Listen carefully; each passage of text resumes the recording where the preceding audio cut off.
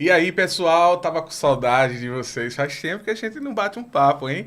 E hoje a conversa é um tom especial, porque hoje eu tô aqui com o Dr. Lorenilson, que é meu doutor, sou paciente dele, e a gente vai bater um papo super especial sobre cirurgia bariátrica. Essa mesmo que eu fiz e tô evoluindo. Do último vídeo pra cá, vocês já estão vendo que eu tô ficando mais magrinho, né? Graças a Deus, primeiramente, e as mãos desse homem que estudou muito para poder me operar outras pessoas, transformar várias vidas por aí. Tudo bom, doutor Lorenilson? Seja muito bem-vindo ao Luau Podcast. Como é que o senhor está? Eu agradeço o convite, Rodrigo. Muito obrigado pela oportunidade de estar falando sobre um tema tão importante para a população, né, para as pessoas. Estou à sua disposição. Então vamos lá, doutor. Descobrindo o quadro, tá? Eu anotei aqui algumas perguntas que eu vou fazer para o senhor. Doutor, eu me lembro do dia que eu decidi fazer essa cirurgia, né? Eu estava pesando 180 quilos e numa comorbidade muito grande. Eu não aguentava subir uma escada, uma rampa simples de escada, eu não aguentava. E a atividade simples do dia a dia era muito complexa para mim, né? E hoje, 58 quilos a menos, né, ainda no processo, eu percebi o quão importante essa cirurgia foi para mim. A minha pergunta para o senhor é o seguinte: quando que o paciente deve perceber que ele tem que ir por esse caminho? Então, a cirurgia bariátrica, né, ela tem as suas indicações precisas, né? A primeira é a questão do peso, né? A relação do peso e altura, que é o tal do índice de massa corpórea, que nós chamamos de IMC, né? O limite básico é 35, a opção normal tem 25, né? Que é, o IMC é o quê? É a divisão entre o peso pela altura ao quadrado, Sim. tá? Então, o normal é 25, tá? E acima de 35, desde que a pessoa tenha comorbidades associadas, depressão alta, diabetes, distúrbios metabólicos, né, aumento de colesterol, enfim, esteatose hepática, ela já tem indicação cirúrgica acima de 35 e acima de 40, todo mundo que tem o MC acima de 40. Então, nessas condições, é claro que os pacientes, né, as pessoas apresentam algum tipo de alteração clínica, né? Cansaço, doenças associadas, né? Dificuldade do seu dia a dia de realizar atividades, e a própria pessoa procura, sabe que tem algo errado e ela vai procurar e necessita de tratamento médico. Tá, aí tem um divisor de água nesse momento, né? Entre a pessoa querer fazer, ter a vontade de fazer, e ela ter um quadro clínico com indicação, é outro patamar. Esse quadro clínico, durante o processo de cirurgia, ela passa por alguns processos de expectativa, ansiedade e de preparo, né? Isso. Antes de tudo, do diagnóstico. Como que é feito o diagnóstico pelo quadro clínico, né? Certo. Inicialmente é uma consulta, né, com o especialista, né, que é o cirurgião bariátrico. Ele avalia se a pessoa tem a indicação do procedimento. Além disso, há as especialidades associadas, que no caso é o endocrinologista, o psicólogo, o nutricionista, né, há toda uma avaliação complexa para se indicar o tratamento cirúrgico. Em geral, indica-se que as pessoas tratem com o endocrinologista, né, para tratar a obesidade, que é uma patologia, vamos dizer assim, uma doença que pode ser tratada clinicamente. Não é? A cirurgia é o caso de não sucesso do tratamento clínico, que está indicado o tratamento cirúrgico. Que foi Mas o que eu você passei. pode tratar, ser avaliado por um especialista, com um endocrinologista, e tentar tratar, no caso, a obesidade. Né? Sobre os mitos, né? Que a gente vê muito mito sobre a cirurgia bariátrica.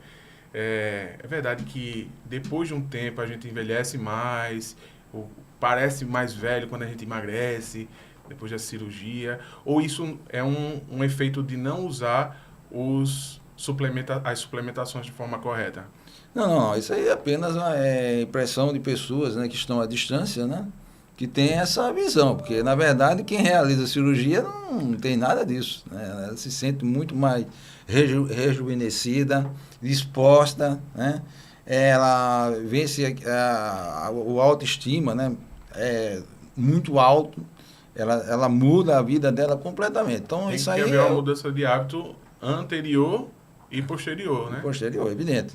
No tratamento psicológico já começa a preparar ali para poder você entendendo como é que se mastiga, né? Certo. O que aquilo vai afetar no seu dia a dia, o quanto que você precisa reservar de tempo para você mesmo se alimentar da maneira correta, né? Porque a gente que está nesse quadro, eu, por exemplo, posso dar esse testemunho aqui para vocês que eu não sabia mastigar. Isso. Né? Eu queria era encher o estômago, né? E hoje eu olho assim, eu passo olhando, vejo algumas situações e eu olho, meu Deus, como que eu era, né? E como que tá a obesidade hoje em dia, na minha opinião, virou uma pandemia, doutor, não? Hoje saiu uma estatística recente, que o mundo está com 1 bilhão, nós temos 7 bilhões de habitantes, né? Nós estamos com 1 bilhão de obesos na população. Isso significa que acima do IMC de 35, né? No Brasil, calcula-se que tem 30% de obesos, cerca de 45 milhões de brasileiros obesos. E 60% em sobrepeso, que é entre 30 e 35, que é um inicial. E o que o senhor atribui essa questão do avanço da obesidade? Isso é uma coisa que está sendo estudado bastante, né, que não se sabe bem precisamente qual é a causa, mas as causas é multifatorial. As causas são multifatoriais, né? Quando eu era estudante, né, a preocupação que se tinha, né, há muito tempo atrás, tipo 20, 30 anos atrás, é que o mundo ia passar fome, todo mundo ia passar fome, porque não ia ter comida, né, para a população ia aumentar e ia ter comida para todo mundo. Pensava-se isso, que ia ter, que a população ia ficar caquética, mas foi o contrário, impressionante. E aí sabe-se que são os hábitos diários, né, o dia a dia, a modernidade, né? Hoje antigamente você tinha uma televisão e ia lá ligar o botão. Hoje não, é o controle remoto. Né? Automóvel, você vai na padaria para comprar o pão, você vai de quê? De automóvel. Então poucas pessoas têm o hábito de realizar atividade física e a alimentação, alimentos ultraprocessados, né? Alimentos que de certa forma mexem com a sua digestão, né? E sua absorção. Então, muito açúcar também, né, nos alimentos. Né? Você tem hoje refrigerantes, né, bebidas alcoólicas, por exemplo, cerveja, todos têm muito carboidrato. E isso tudo tem contribuído para a obesidade no mundo. E para a ansiedade também, né? O senhor falando aí, me passou um filme de uma conversa que eu tive com a minha esposa, inclusive, sobre a televisão também, né? Que a televisão, antes a gente sentava para assistir uma novela, tinha que ser naquela hora, ela passava 9 horas, a gente sentava 9 horas, tinha uns comerciais e você tinha que esperar o outro dia para dar continuidade. Hoje em dia tem o TikTok, que tudo se resolve em 15 segundos. Do começo ao fim, 15 segundos. E tem também o YouTube, que se você não gostar, você pode pôr em 2x só para ver a sua parte que você quer ali. Eu acho que isso cria um pouco de ansiedade nas pessoas que está ligado diretamente à obesidade. Ou não está? A ansiedade, ela... Não, a ansiedade, faz parte da obesidade, né, como promotor, porque a sociedade hoje moderna, né, ela é complexa, né, exige muito das pessoas. E isso torna as pessoas ansiosas, né, estressadas, e elas buscam, de alguma forma, um mecanismo de fuga. A alimentação é uma delas, né? Ele está ali sentado e está bebendo, comendo, né, sem fazer atividade física, por exemplo. E passa na cabeça de um cirurgião como o senhor, quando está com um cara do meu tamanho, como, por exemplo, eu tinha, deitado numa mesa, anestesiado ali, pronto para interligar o estômago, fazer todo aquele processo que o senhor faz. Na hora, só a ciência... Não, assim, o cirurgião que faz um tipo de cirurgia dessa, né, porque hoje é uma cirurgia muito comum, né, já deixou de ser assim uma cirurgia mais rara, né, hoje está muito comum. O cirurgião, para fazer esse tipo de cirurgia, ele tem que estar muito bem preparado, né? Então, é uma preparação psicológica e técnica, né? Então, é como você pilotar um avião, mesma coisa. Para pilotar um avião, você está muito bem preparado. Você foi piloto, você sabe disso. Sim. Então, o profissional tem que estar preparado para todos os tipos de situações, né, que pode ocorrer naquele momento da cirurgia e resolvê-las, né?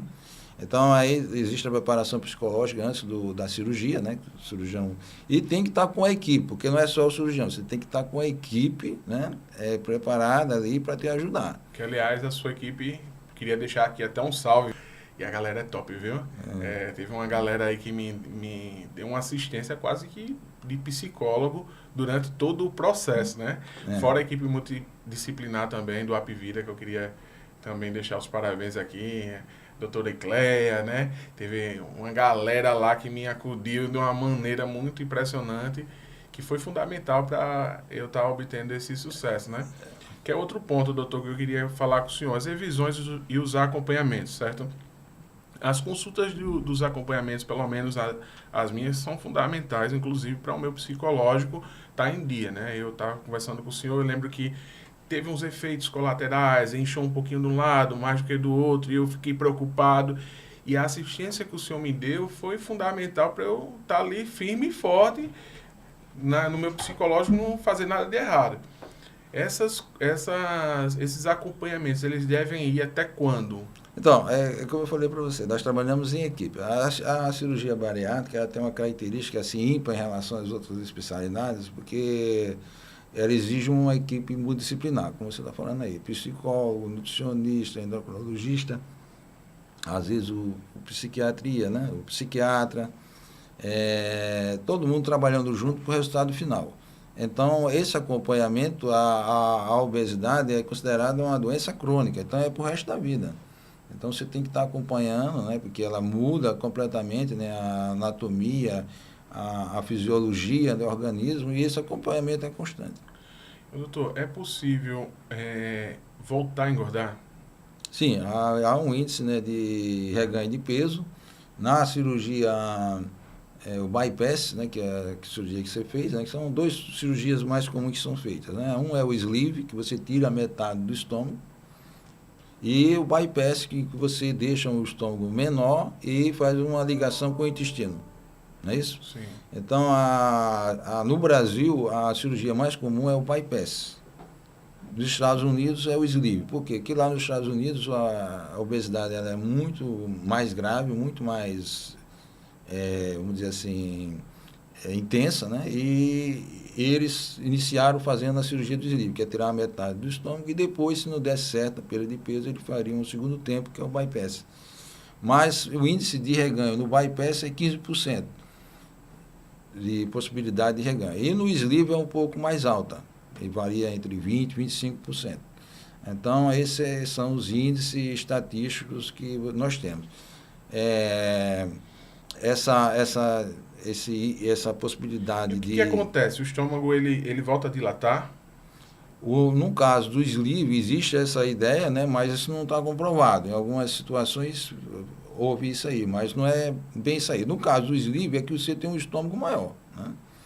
O bypass, ele é um estômago menor, mas, assim, é que a cirurgia por si só não resolve o problema da obesidade. Você tem que ter a questão da dieta, tem que ter atividade física e o cuidado contínuo. Se você não realiza esses cuidados, você pode voltar a engordar. Eu acho que o que o senhor está querendo dizer é o seguinte: o estômago ele vai continuar a 250 ml. Porém, se você comer de 250 ml só de gordura de carne, de ketchup, de maionese, de açúcar, refrigerante de uma forma geral, vai engordar de novo. Exatamente, né? Quando a gente está com o estômago menor, a possibilidade de absorção dos nutrientes, ela é menor ou é maior? Como que funciona isso? Por exemplo, se eu tomar um copo de Coca-Cola, ela vai fazer um efeito diferente em mim do que numa pessoa que não fez a cirurgia? Então, quem faz a absorção é o intestino, não é bem o estômago, né? Sim. O estômago é a primeira parte da digestão. Sim. O que se viu que no caso da perda de peso não é só a questão do estômago pequeno, é a velocidade de digestão que ocorre. Então, a sua velocidade de digestão, porque a velocidade de digestão é maior. Sim. Então, o que diferencia é isso. Agora, ou a pessoa que é operada há mais tempo, acha-se que com o tempo o intestino, a primeira parte do intestino, também começa a absorver também, que não deveria, mas começa a absorver. Então, assim, não é a digestão que é diferente, é quem opera, a digestão é mais rápida. Tem acontecido uma coisa que eu li na internet, né, chamando de prostituição da cirurgia bariátrica. Existem pessoas falando o seguinte, que tem gente sem a necessidade, sem indicação, sem um quadro clínico muito agressivo para a indicação da bariátrica, fazendo a cirurgia. Tem um caso de uma amiga minha, que ela pesava em torno de 105 quilos, 110 quilos, que ela tinha uma gordurinha mais localizada ali e tal, e não foi com o senhor não, mas foi com outro médico que eu decidi operar ela, porque ela fez particular, né? Existe isso mesmo, uma super indicação hoje para as pessoas fazerem a cirurgia ou não? No caso, as pessoas estão fazendo isso? Não, eu desconheço, né? Eu sei que o que as pessoas, por exemplo, que têm um MC, sei lá, 33, elas aumentavam o peso para chegar em 35 para poder realizar a cirurgia, sendo que ela poderia perder peso sem necessidade de ganhar esse peso, né? Entendeu? Porque o plano paga, né? O plano de previdência ou de saúde paga, então ele aumentava o peso para chegar no índice e operar. Tá entendendo? Uhum. Agora, assim, médico indicando fora das indicações preconizadas pela sociedade médica, aí eu já desconheço. O senhor acha que é fácil emagrecer fazendo a cirurgia bariátrica? Porque tem gente que diz assim, cara, optou pelo jeito mais fácil. Foi lá, fez a cirurgia bariátrica. E não sabe de nada do que a gente passa. Para fazer a cirurgia, eu falei, tem toda uma preparação, né, de equipe disciplinar, psicólogo, endocrinologista, nutricionista, até você chegar ao momento da cirurgia, tá? Então, assim, o que eu falo é que tem que ter pelo menos uns 3 meses de preparação. Há médicos que você chega lá no consultório dele, eu não. Eu sempre dou um tempo para a pessoa pensar realmente se quer fazer a cirurgia, porque a cirurgia ela tem riscos. Tem as dietas. Ela muda, você, por exemplo, aquele lá, o rapaz lá do Exalta Samba, lá o cantor lá, qual é o nome dele? O Périx foi meu cliente. Ele passou comigo e ele disse que não ia mudar os hábitos dele. Ele gosta de tocar e depois beber e comer. Então não adianta fazer a cirurgia, porque vai engordar. Então não é fácil. Você tem que fazer a cirurgia e você tem que seguir todas as regras depois. As condutas, né, dos especialistas. Senão você vai ganhar o peso de novo. Para quem não sabe, eu também posso testemunhar aqui, o que eu quero falar para vocês é o seguinte. Tem uns 15 dias antes ali que você tem que fazer uma dieta pastosa, que é literalmente comer alguns tipos de alimentos que esteja na consistência pastosa. E depois da cirurgia, você passa ali até a indicação do médico algum tempo fazendo uma dieta líquida, literalmente líquida, de alguns tipos de alimentos também, não pode ser qualquer um. E passa muito tempo, entra ali 20 e 30 dias só na dieta líquida até voltar para a pastosa. E posteriormente passar para uma sólida, mas só é 300 gramas, 250 gramas, 200 gramas. Então, assim, você vai para um rodízio de pizza com os amiguinhos que você ia antes e você vai ficar olhando. Você vai para um restaurante e hoje não vale mais a pena você pagar uma refeição fora, por exemplo, que seja muito, né? Mas só para saborear mesmo. Então, é tudo isso que você falou, né? Quer dizer, a preparação cirúrgica, o pré e pós-operatório é complexo, não é assim, um passe de mágica que você vai perder peso. Você tem um ano, né? A meta é 1 ano para perder 40% do peso. Quantos anos que o senhor opera? Olha aí, coisa já perdi os Mais de 30. Não, que eu tenho como cirurgião mesmo, mais de 30, né? Agora, como bariátrico, vamos dizer assim, uns 20 anos. O senhor já lidou com percas durante esse processo? De pacientes? Sim. Já. Hoje, de 100 pessoas, de 1.000 pessoas que o senhor operou, qual que é o percentual de perca? Não, o índice é 1%. 1%. Cada 100, um vem a falecer de complicações cirúrgicas. Esse é o percentual aceito. Esse percentual vem caindo, né? Mas esse, em média, é 1%. Qual a experiência o senhor tem assim, para contar? Por exemplo, foi devido ao quê? Devido a quadro clínico mesmo, a infecção? Não, a cirurgia ela tem várias etapas, né? E aí pode, por exemplo, a causa mais comum são as fístulas. A fístula é o quê? É quando um ponto se abre nas anastomoses, né? Nas ligações, por exemplo, tanto do intestino com o estômago, como também do intestino com o intestino. Então, pode ter um ponto abriu, né? Pode abrir e formar a fístula. Essa fístula, o que é isso aí? É saída de secreção, né? Pode ser do estômago, do intestino, para dentro da cavidade abdominal. Isso leva a um quadro infeccioso que, eventualmente, pode levar ao óbito do paciente, se ele não resistir aos tratamentos. Mas isso acontece ali nos primeiros dias, normalmente, né, doutor? Pode ocorrer... Durante ou... Pode ocorrer logo no meio de... Até 30 dias pode ocorrer. Até 30 dias. Outras complicações também, como infarto, trombose, AVC, né, que é o acidente vascular cerebral, também pode ocorrer, às vezes até um tempo mais posterior. Doutor, eu me lembro que durante o meu processo pós-cirúrgico, eu tive a indicação do senhor, inclusive, de usar aquela meia, né, a meia antitrombose, né? E tem paciente que é teimoso, que deixa de fazer os procedimentos que o senhor indica, não usa. É difícil, a maioria dos pacientes segue.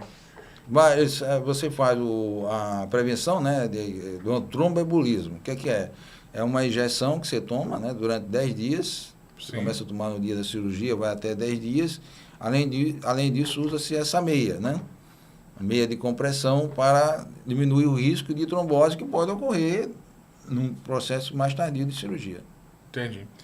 Doutor, o senhor acha que o SUS hoje está atendendo direitinho com a questão dessa cirurgia bariátrica, entendendo a importância hoje SUS? Da condição da obesidade, da cirurgia para a obesidade? Não, o SUS, onde tem o serviço pelo SUS, ele é bom, né? O serviço é bom. Aqui, por exemplo, em Alagoas, tem a Universidade Federal de Alagoas, né? Que eu, no caso, eu ainda trabalho lá, né? Ainda não saí. A equipe multidisciplinar muito boa, o hospital muito bom, o equipamento também, mas, assim, no geral, o SUS está aquém, né, da necessidade da população, porque há muito mais necessidade na população carente, né, e o que o SUS hoje fornece de tratamento é pequeno. Você tem ideia, em 2022 foram operados 75 mil pessoas de bariátrica e só 6 mil foram pelo SUS.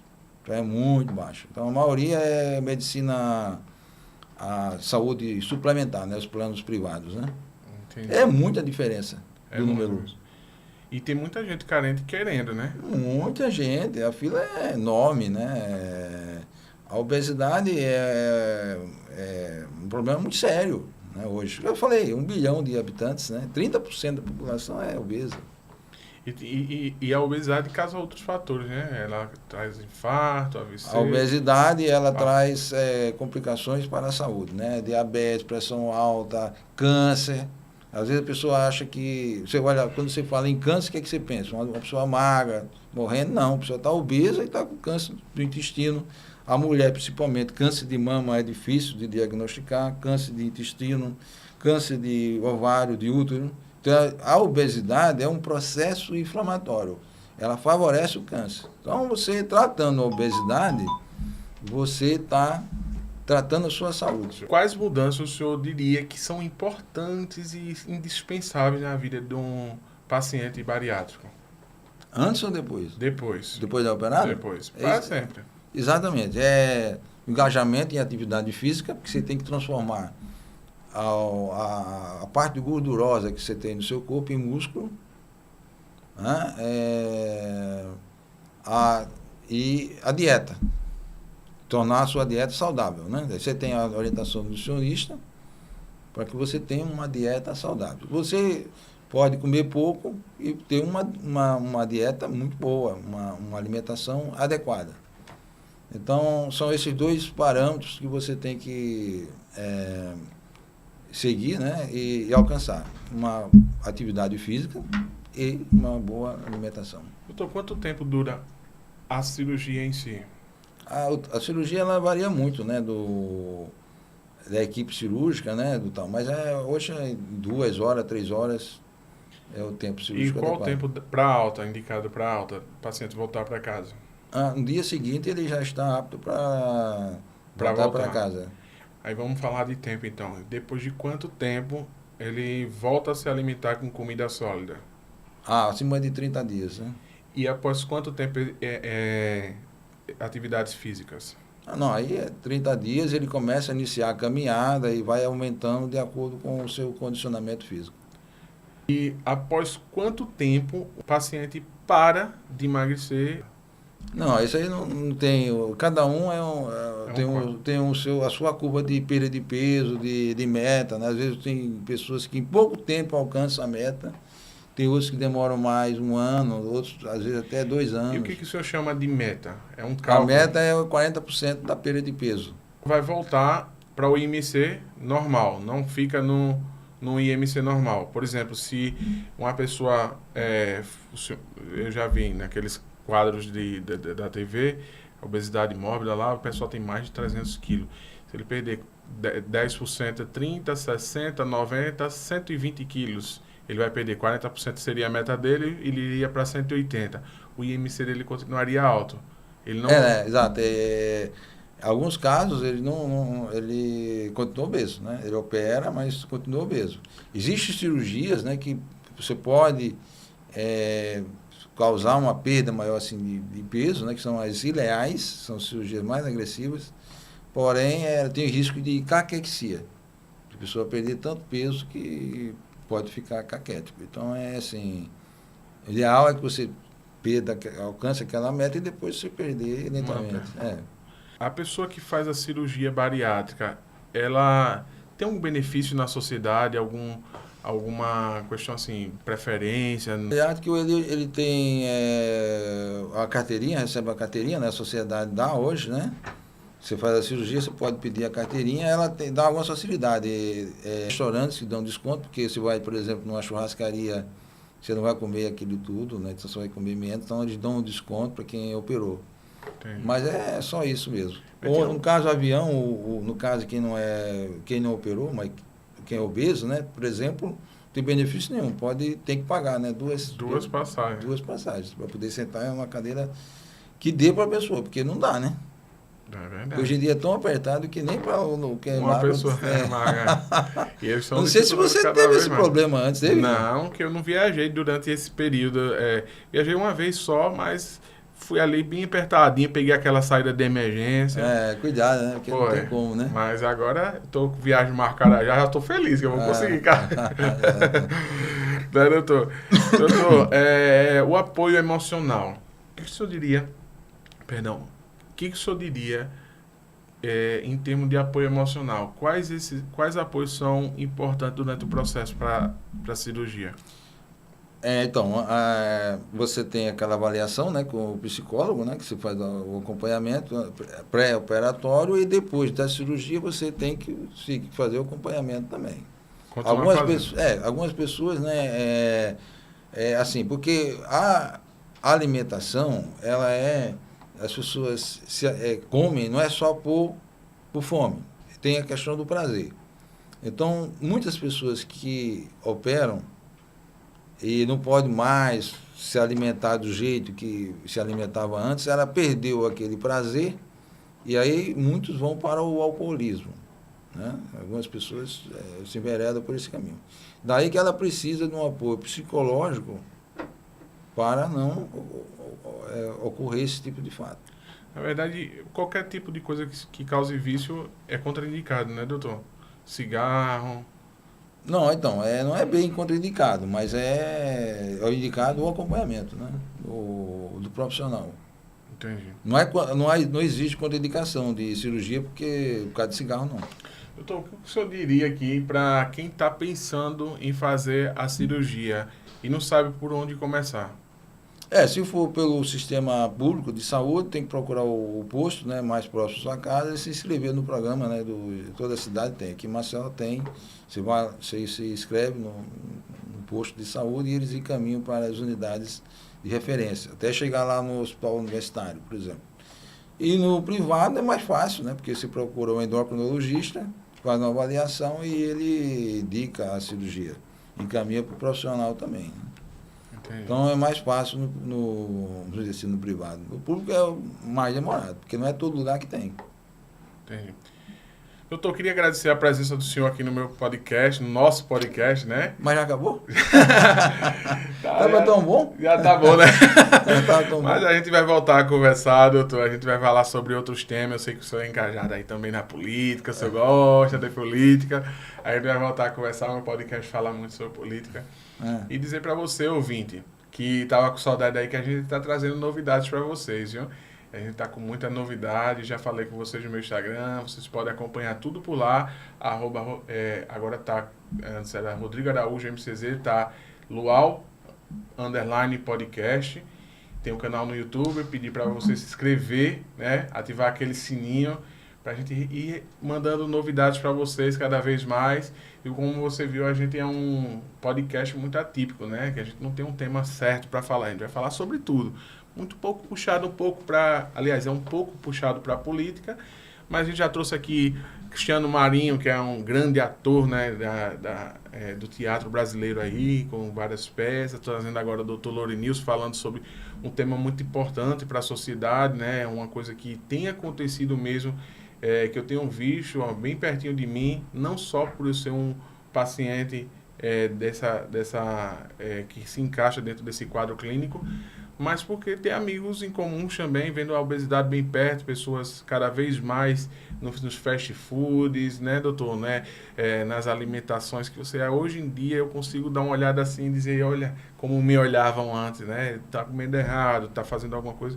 E é muito importante essa presença do senhor aqui para esclarecer esses temas importantes aí para a nossa sociedade. Dizer para você também que a gente vai estar informando vocês sobre os acontecimentos aí. Queria pedir para você se inscrever também no meu Instagram, Rodrigo Araújo MCZ, né, que está nos dois, o Luau Podcast e o Rodrigo Araújo MCZ. Beleza? Tamo junto. Mais uma vez, obrigado, Dr. Lorenilson. Seja sempre bem-vindo, viu? Desculpa, eu que agradeço, né, a oportunidade, o Rodrigo. Elielson, né? Elielson Rodrigues. Elielson Rodrigues. Eu só vou contar uma história aqui que tem aquele o YouTube, né? Se for no YouTube, tem aquele Whindersson, né? Whindersson Nunes, que diz que o nome, que ele jamais seria médico, porque o nome dele é diferente. Só, o meu nome é diferente. Se eu corto o meu nome, eu nunca seria médico. Lorenilson. Doutor Lorenilson. Isso é besteira. Vocês que queiram que se inspirem e queiram ser médico, né? Vão em frente, né? Independente do nome. Porque Elielson também é um nome bem diferente. O meu é estranho. Elielson Rodrigo, mas eu sempre uso Rodrigo. Porque Elielson. Agora, Lorenilson é nome de médico mesmo. Agora, o Whindersson. O Whindersson, não chamando, eu imagino logo aqueles quadros dele. Mas beleza, tamo junto, galera. Valeu!